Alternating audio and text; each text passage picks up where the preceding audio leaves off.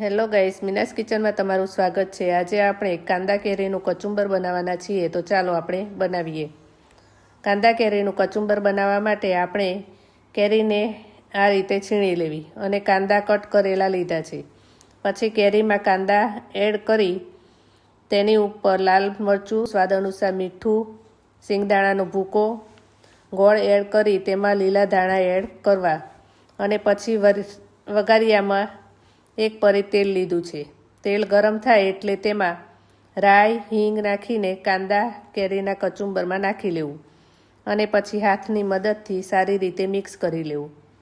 જો તમને એકવાર આ કચુંબર બનાવીને ખાશો તો ઉનાળાની સિઝનમાં તમે વારંવાર કાંદા કેરીનું કચુંબર બનાવતા થઈ જશો। તો આપણા કાંદા કેરીનું કચુંબર તૈયાર છે। જો તમને આ વિડીયો ગમ્યો હોય તો વિડીયોને લાઇક કરો, શેર કરો અને ચેનલને સબસ્ક્રાઈબ કરો। મળીશું એક નવી રેસિપી સાથે। ત્યાં સુધી બાય બાય, થેન્ક યુ।